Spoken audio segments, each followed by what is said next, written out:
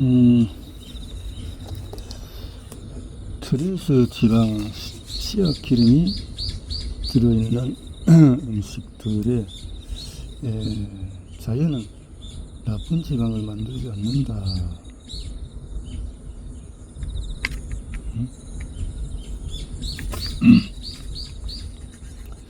마가린과 스프레드는 플라스틱과 분자 하나밖에 차이가 나지 않는 음식이다. 미생물조차도 외면한다. 아이들은 멀리 해야 된다. 정상적인 뼈 성장과 성적인 발달을 방해하기 때문이다. 샐러드 드레싱은 시중에서 판매하는 샐러드 드레싱은 대부분 씨앗 기름과 설탕과 조미료로 이루어져 있다.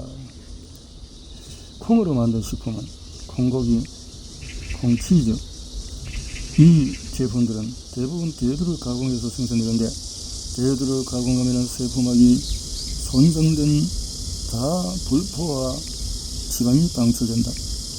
이 지방은 빠르게 산화해서 해로운 메가트랜스 지방으로 변형된다.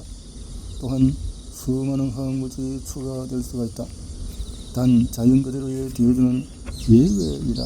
자연 그대로는 예외이다.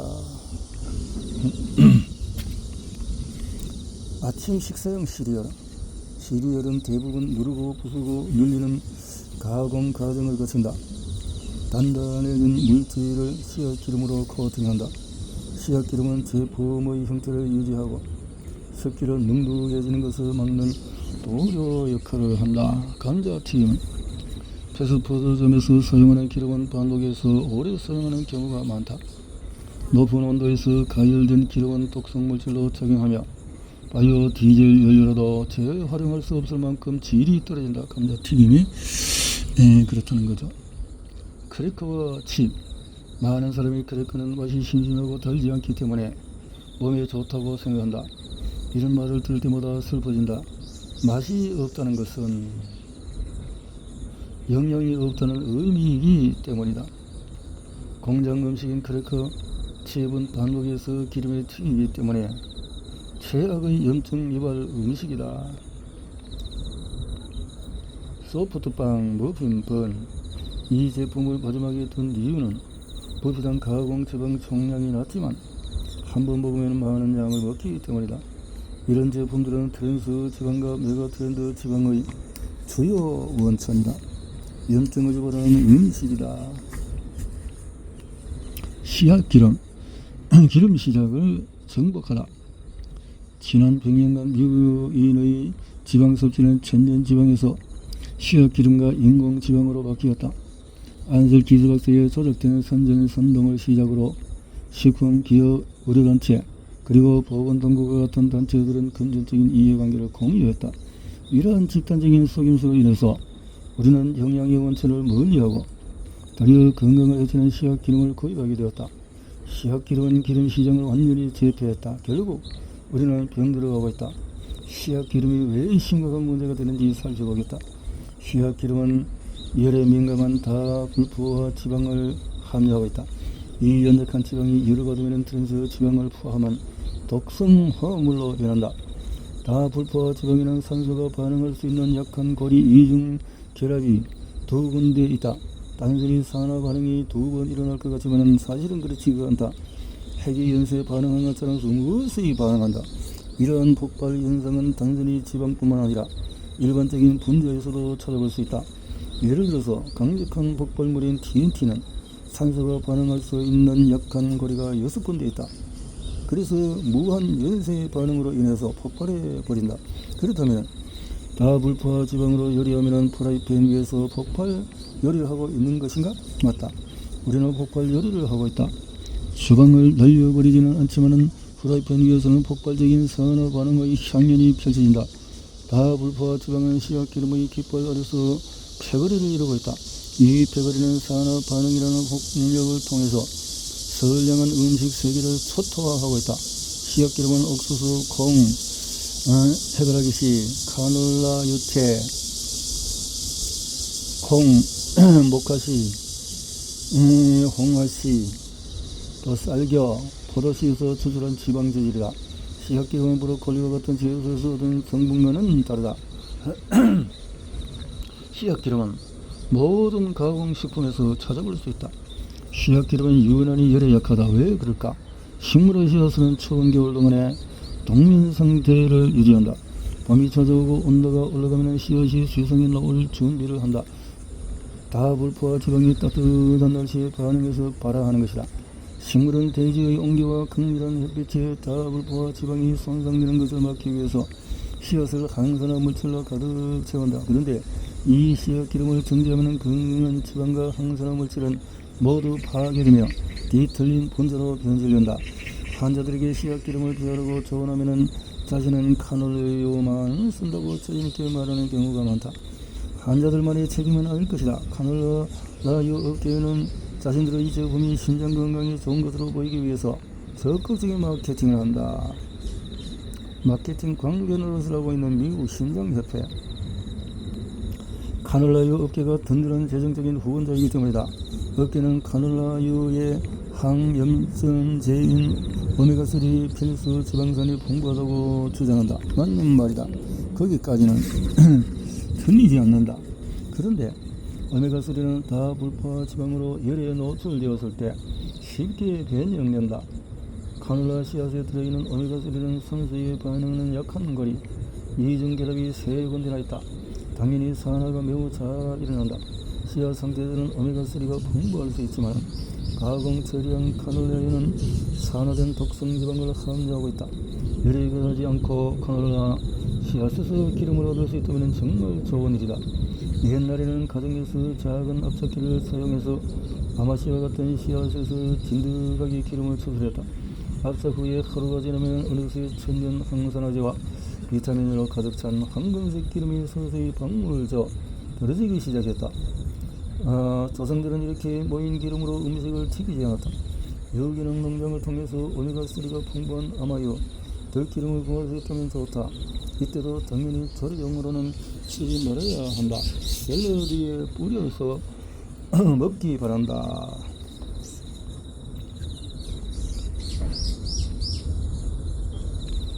조리용은 하지 말고 샐러드에 그냥 뿌려서 먹는 것으로 사용을 하자. 그런데요. 씨앗 기름은 괴물 지방으로 변한다. 아주 작은 씨앗에 강한 열과 압력을 가하는 공정용 압착기에 청진기를 대고 들어보면 씨앗에 비명이 들릴지도 모른다. 씨앗 기름은 자동차 엔진 오일처럼 가공되고 정제되고 있다. 가공 초기 등재에는 휘발유 성분인 핵산을 사용한다. 기름을 추출할 때 가까이 다가가서 냄새를 맡아보면 이게 어떻게 우리 입에 들어갈 수 있는지 도저히 상상할 수 없을 것이다. 앞치 풍기는 기름을 맛있게 만들려면 화학 처리가 필요하다. 먼저 끈적끈적한 불순물을 제거하고 표백하고 탈취해야 한다. 기름을 정제하는 과정은 20단계 이상을 거쳐야 한다. 일명 건강 제품이라고 부르는 것 중에는 압착 기름도 포함되는데 이것은 핵산을 쓰지 않았다는 뜻일 뿐이다.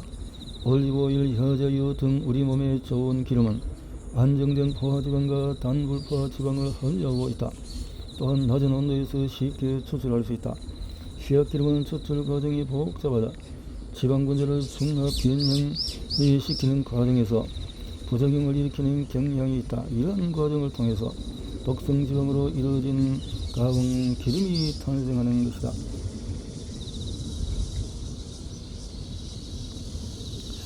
좀비 영화 한 편을 상상해보자. 건강한 지방은 자유롭게 인체의 혈류를 이행한다. 반면에 변종 다불포화 지방은 활성산소를 사용해서 소당 수십억 회의 비율로 정상적인 지방을 좀비로 바꾸어 버린다. 이 변화를 좀비 효과라고 부른다. 좀비 분자는 세포를 향한 대대적인 공격을 한다. 산화된 다불포화 지방은 트랜스 지방보다도 훨씬 더 위험한 존재다. 이 분자는 트랜스 지방과 매우 닮았으며 질이 더 나쁘기 때문에 메가 트랜스 지방이라고 부른다. 메가 트랜스 지방의 다른 이름은 가산화 지방, 산화 지방, 가산화 지질 등 다양하게 쓰인다. 메가 트랜스 지방은 약 위한 조직 폭력배다. 이 물질은 모든 음식, 특히 씨앗 기름으로 만든 모든 음식을 트랜스 지방으로 오염시킨다. 활성산소를 형성해서 정상적인 다불포화 지방을 돌연변이로 만들 뿐 아니라 세포막과 염색체 등 모든 인체 부위를 손상시킬 수 있다. 활성산소는 모든 질병에 관여하는 고에너지 전사다. 방사선처럼 행동하는 활성산소는 모든 것을 태워버린다. 프라이팬 위의 메가트랜스 지방은 산소와 반응해서 활성산소를 생성한다. 요리에 사용하는 씨앗 기름은 음식을 활성산소로 범벅으로 만들어 음식 분자를 단단하고 뭉치게 만든다. 화학자들은 이런 반응을 활성산소 연쇄 반응이라고 부른다. 활성산소 연쇄 반응이 일어나면 정상적인 다불포화 지방이 손상되어서 흉측한 좀비 물질로 바뀐다. 당신은 변질된 음식을 먹게 된다. 활성산소 연쇄 반응은 음식을 아주 바삭하게 만든다. 그리고 당신의 동맥도 아주 바삭하게 만든다. 활성산소 연쇄 반응은 다른 인체 조직도 망가뜨려 정상적인 대사 기능에 화학적인混乱을 일으킨다. 바로 염증이다. 인플라메이션. 전통적인 요리법은 영양소의 생물학적인 활용도를 높이기 때문에 염증을 없애는 반면 씨앗 기름으로 요리하면 영양소들이 파괴된다. 따라서 씨앗 기름으로 만든 음식은 좀비 무리를 인체 조직에 침투시키는 것과 같다. 활성산소는 독가스로 세포를 소리 없이 죽일 수 있다. 그래서 씨앗 기름을 침묵의 살인자로 부르는 것이다. 활성산소는 동맥을 튀겨버릴 수 있다. 이런 산화 스트레스가 지속되면 동맥은 더 이상 반응하지 않는다. 이것을 내피 기능 장애라고 한다. 이 장애가 누적되면 동맥경화가 발생하는 것이다. 씨앗 기름은 동맥을 망가뜨린다. 1999년 뉴질랜드 연구팀은 기름에 튀긴 음식을 먹었을 때 동맥에 어떤 영향을 미치는지 실험을 했다. 이 실험은 혈압 측정 밴드 안에서 환자의 팔을 넣어서 몇 분 동안에 팔의 혈류를 차단하는 방식이다. 정상인의 경우 쪼였던 밴드를 다시 불었을 때 동맥으로 피가 빠르게 되돌아온다. 숨을 참고 있다가 다시 호흡할 때 순간적으로 숨을 못 쉬는 것 같다. 이런 경장 반응은 혈관벽에 있는 내피세포에 의해서 좌우된다. 내피세포는 동맥을 팽창시키는 산화질소를 생성한다. 만약에 내피세포가 산화질소를 만들어내지 못하거나 산화질소가 너무 일찍 파괴되면 인체의 순환기는 제기능을 할 수 없게 된다. 특히 남성의 성적 기능은 이 내피 기능에 좌우된다. 발기부전과 같은 평생력이 떨어지는 것은 내피기능 장애의 징후이다. 혈관 내피는 부부 침실의 행복과 밀접한 관련성이 있다. 뉴질랜드 연구팀은 일반 식당에서 사용한 지 일주일이 지난 씨앗 기름으로 감자튀김 한 접시를 만들었다. 피혼자들은 그 감자튀김을 먹고 나서 4시간 후에 혈압 밴드에 팔을 넣고 내피 기능을 실험했다. 산화된 기름의 효과는 뚜렷하다. 감자튀김을 먹기 전에 피혼자들은 동맥은 정상적으로 부풀어서 7% 정도 확장되었다. 그런데 감자튀김 먹고 난 후에 거의 부풀지 않았다. 길거리에 1% 정도 확장되었을 뿐이다. 우리는 씨앗 기름에 튀긴 음식을 먹은 후에 혈관이 제대로 작동하지 않는다는 사실을 알 수가 있다. 남성은 발기부전을 통해서 남성성을 잃어버릴 수 있고 심장에도 스트레스를 준다. 활성산소는 혈관 내피를 보호하는 산화질소 신호를 공격한다. 그 신호가 파괴되면 근육은 산소를 공급받지 못한다. 24시간 가동하는 심장이 가장 먼저 영향을 받고 발기부전이 있는 남성은 내피세포가 약해 산화질소를 정상적으로 만들어낼 수가 없다. 비아그라가 작동하는 원리는 인경 동맥 내피세포의 산화질소를 보충해주는 것이다. 이제 당신은 남성의 성장직을 방해하는 소형권을 알 수가 있을 것이다. 씨앗 기름으로 요리한 것은 비아그라를 먹는 것과 다름이 없다. 오늘 아름다운 이성과 데이트가 있는가? 그렇다면 일반적인 식당에서 튀김기름을 사용을 이렇게 교체를 해야 한다. 나는 심근경색으로 병을 입은 환자들에게 평상시에 즐겨 먹는 것이 무엇인지 물어보기 시작했다. 동맥의 손상 여부를 더 쉽게 확인하는 방법. 오랜 시간 씨앗 기름과 당이 잔뜩 들어간 음식을 먹어왔다면 이미 동맥은 손상되었을 것이다.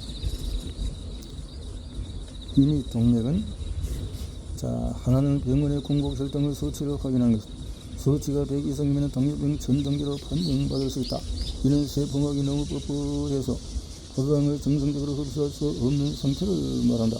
무엇이 세포막을 뻣뻣하게 만든 걸까? 대표적인 불량배가 씨앗기름으로 인한 활성산소와 영양결핍 그리고 과도한 당이다. 다른 하나는 혈압을 재는 것이다. 정성수치는 수축기 80에서 120, 기관기 50에서 75, 수축기 130, 기관기 80보다 높으면 뇌피 기능에 이상이 있는 것으로 해석할 수가 있다. 또 다른 방법으로는 간 기능 검사가 있다.